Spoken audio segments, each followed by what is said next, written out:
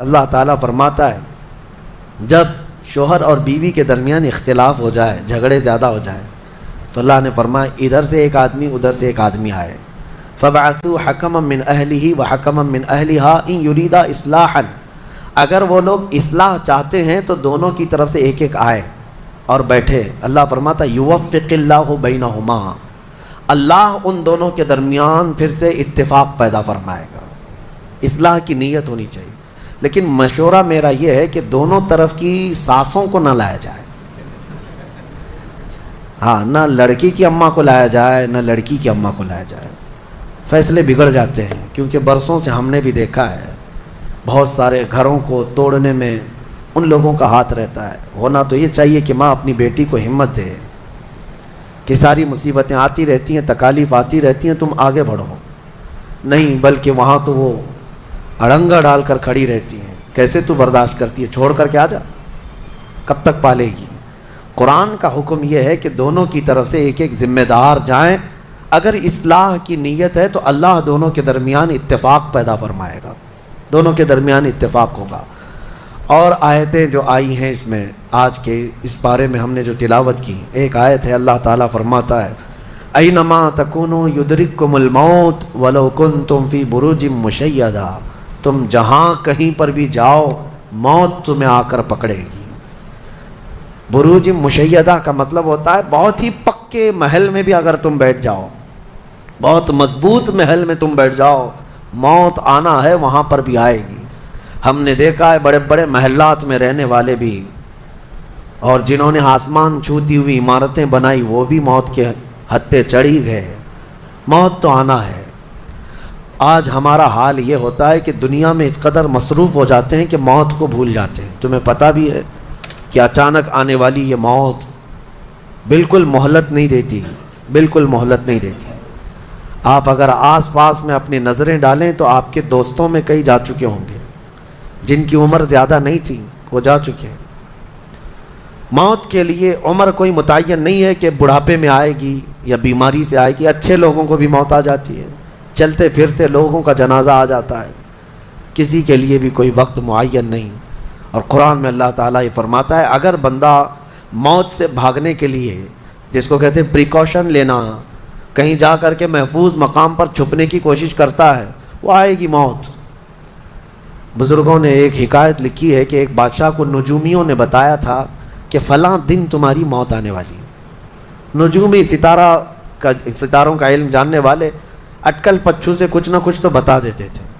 تو اس بادشاہ کو نجومیوں نے جب دن بتایا، اس دن اس نے کیا کیا، ایک ایسا حجرہ، ایک کمرہ بنایا جس میں کوئی چیز آ ہی نہیں سکتی، کوئی چیز نہیں، صرف اس نے ایک سوراخ رکھا ہوا کے لیے، اور اس میں سے مچھر بھی نہ آ سکے، مکھی بھی نہ آ سکے۔ اس حجرے کے اندر وہ چلا گیا، وہ پورا دن اس کو تھا کہ میں موت کو چکما دے دوں گا۔ اور نجومیوں نے یہ بتایا تھا کہ بچھو کے ڈنک مارنے سے تمہاری موت آئے گی۔ اس نے کہا بس مجھے بچھو سے بچنا ہے، بچھو نہ آنے پائے ایسا میں پورا انتظام کر لوں گا۔ اس نے پورا ایک راؤنڈ شیپ کا کمرہ بنایا اور اس میں اندر بند ہو گیا، لیکن اس کی ایک کمزوری یہ تھی کہ اس کا گھوڑا تھا، بہت بے حد اس کو عزیز تھا، وہ گھوڑے کو چھوڑ کر کبھی رہتا نہیں تھا۔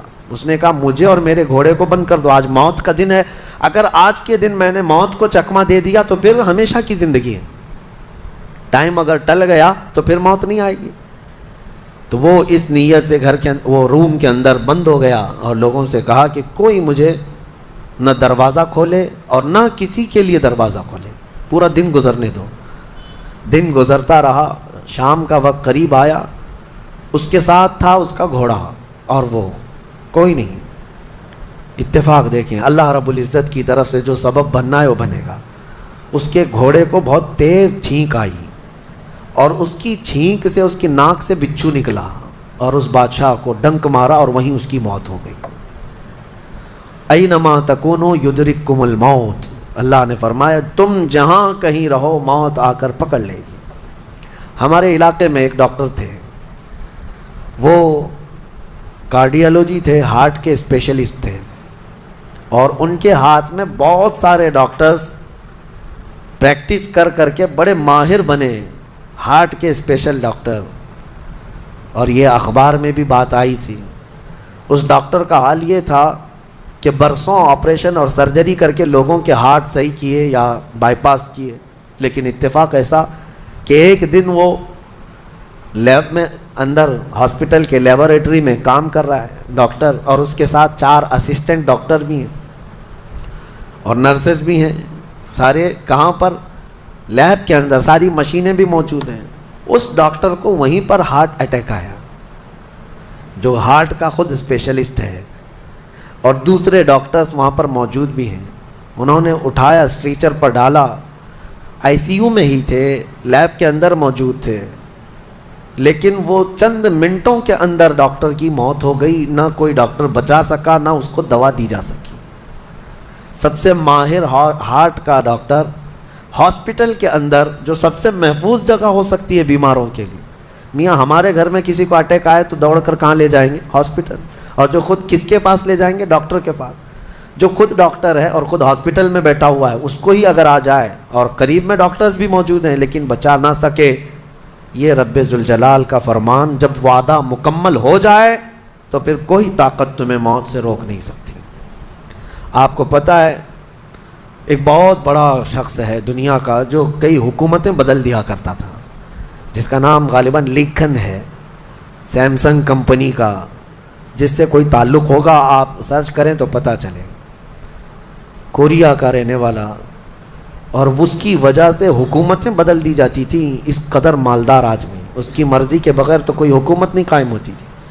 اتفاق ایسا ہی غالباً 2012 یا 11 کے آس پاس کی بات ہے، جہاں تک میرے علم میں چیز آئی، ایسی ایک بیماری میں مبتلا ہو گیا کہ کوما میں چلا گیا، اور اس کا بیٹا تھا ارب پتی، نہیں بلکہ اس سے بھی زیادہ، کئی ہزار کروڑ کا مالک۔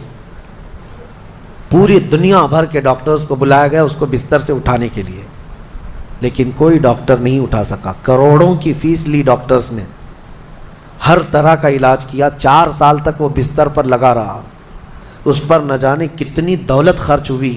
اخیر میں ڈاکٹروں نے کہا، اربوں روپیے اس کے بستر سے اٹھانے کے لیے جنہوں نے خرچ کیا تھا، بیٹے نے خرچ کیا تھا، ڈاکٹروں نے اخیر میں ہاتھ اٹھا کر کہا، اب تیرے باپ کو کوئی نہیں کھڑا کر سکتا، اس کی موت آ چکی ہے، موت ہو گئی۔ میں یہ کہنا چاہتا ہوں، اللہ نے فرمایا تم مضبوط سے مضبوط محل کے اندر کیوں نہ ہو، موت آئے گی۔ مجھے بتاؤ، جس کے پاس دنیا کا اتنا مال پڑا ہوا ہو، وہ کیوں نہیں خرید سکا کوئی ایسی دوا جو اس کو بستر سے کھڑا کر سکے؟ یاد رکھیں میرے عزیزوں، دنیا کی ساری چیزیں اسی کی طرح دھری کی دھری رہ جائیں گی۔ جس وقت ہمارا بلاوا آ جائے، تم قریب میں لوگوں کو دیکھتے رہ جاؤ گے اور آنکھیں تمہاری کھلی رہ جائیں گی۔ اسی لیے میرے آقا صلی اللہ علیہ وسلم خود فرماتے ہیں، میں ایک سجدے میں جاتا ہوں تو مجھے اس بات کا یقین نہیں ہوتا کہ دوسرے سجدے تک میں زندہ رہوں گا۔ یہ سید الانبیاء فرما رہے ہیں، رسول رحمت فرما رہے ہیں۔ اور جس طرح سے آج ہم اپنی موت کو بھول بیٹھے ہیں، گناہوں کی کثرت ہو جاتی ہے، نفس غالب آ جاتا ہے، عیاشیاں شروع ہو جاتی ہیں۔ موت کا خوف ایسا ہے کہ خود میرے آقا نے فرمایا، سب سے بہترین نصیحت کرنے والا تمہاری زندگی میں اگر کوئی ہے تو وہ موت ہے۔ لوگوں کے جنازے دیکھو اور ان کی بے بسی دیکھو، ان کی مجبوری دیکھو، اور اس کے بعد تم بھی محسوس کرو کہ تمہارے ساتھ بھی یہی کیفیت ہوگی۔ وہ